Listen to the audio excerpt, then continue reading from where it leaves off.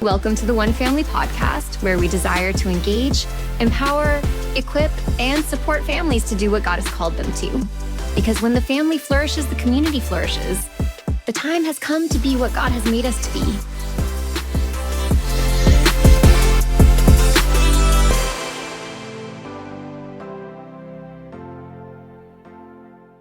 Hi, everybody. My name is Stephen Hogue with One Family. You can check our ministry out at onefamilyfl.com. We exist to train the local church and community to help foster families, adoptive families, families involved in child welfare. And that's what we do. And we are foster care and orphan care missionaries. So again, go to onefamilyfl.com to see what God is doing and in regards to the local church helping vulnerable families.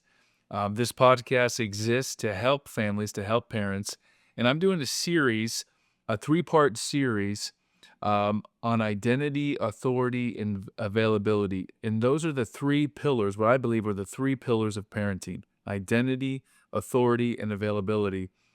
And last time, our last podcast, I spoke on identity. Identity is knowing who God says you are. Today, I want to talk to you about authority.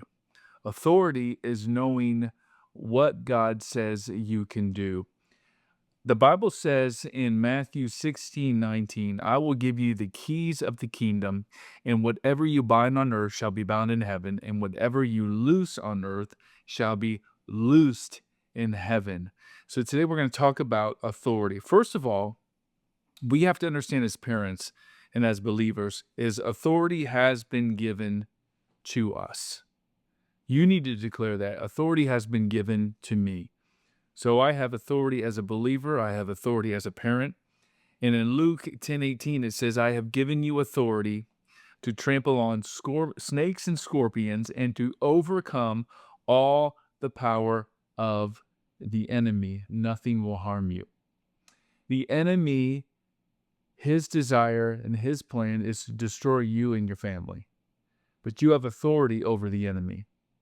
And you have to understand that. And many parents, especially men, don't walk in the authority they've been given. So you have been given authority. Number 2, you cannot walk in fear. So you need to declare this: I will not walk in fear. Isaiah 41:10 says, Fear not, for I am with you. Be not dismayed, for I am your God. I will strengthen you, and I will help you. I will uphold you with my righteous hand. Many believers will walk in fear. They'll be afraid of what could happen, and they're afraid, often just they are motivated by fear in all that they do. As believers, we don't have to walk in fear.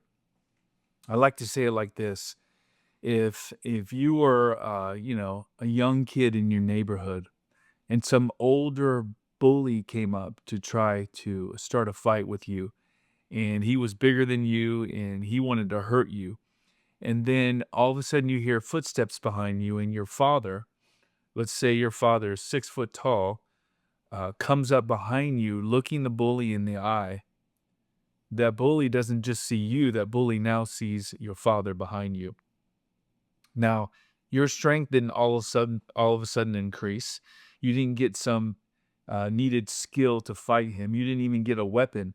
All you got was someone standing behind you. See, that's what walking authority is God is with you. You don't have to walk in fear. You don't have to be afraid of the devil. We have authority over the devil. The Bible says that one day Satan will be revealed and people will say, is this the one who deceived the nations? Like, really? And the only power the devil has is through lies and deception.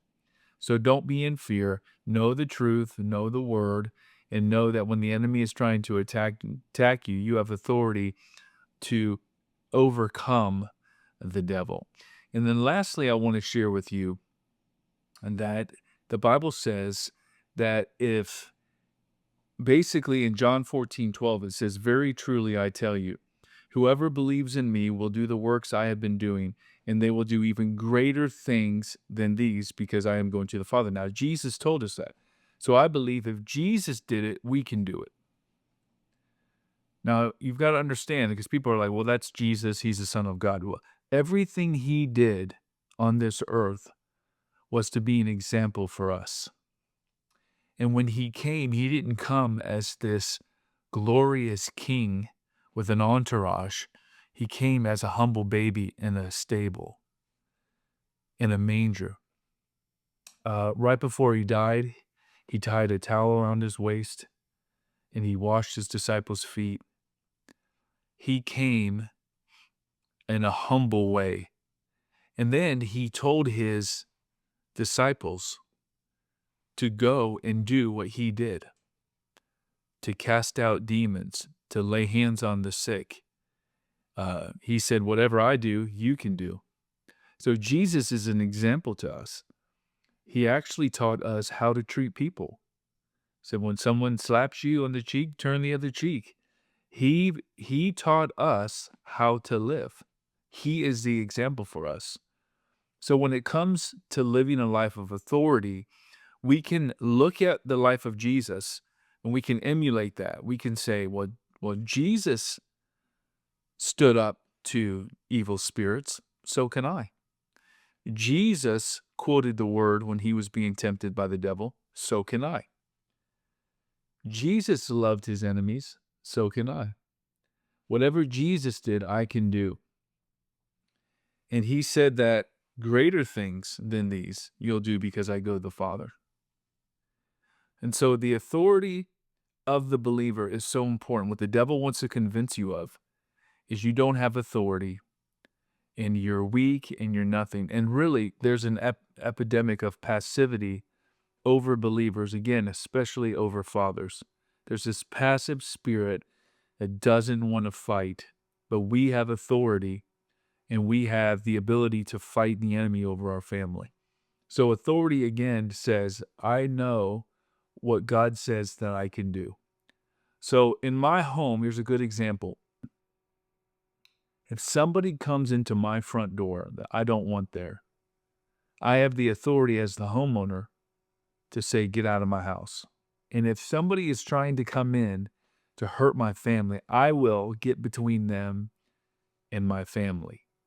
I have the authority to say, you can't be on my property. And if I'm going to guard and protect my family in that way, I should do the same thing spiritually. So I am the gatekeeper over my home. My wife and I are the guardians over our home. We decide what comes into our home. We stand guard. We have the sword of the Spirit. And we can declare, no, you can't have my family. You can't have my children. You can't have my health. And you have to make a declaration over your home that Jesus is the banner over our home, and the devil, you can't have my home. And this is so important to understand. The Declaration of Independence, when we celebrate that on July 4th every year, it was not the year we became independent. It's when we declared it to the British government. It was a declaration of our independence. We still had to fight. We still had many battles.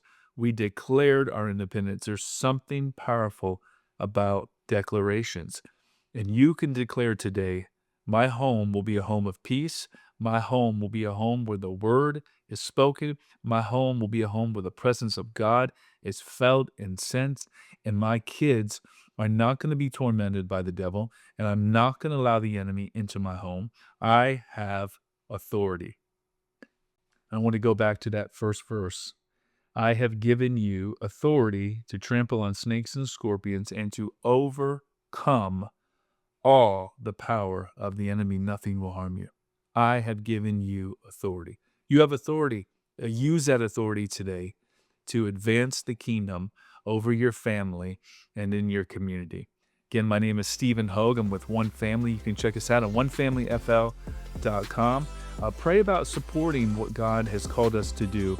We want to see families healed and whole. And when the family's healed, the community's healed. Again, go to onefamilyfl.com. Thank you.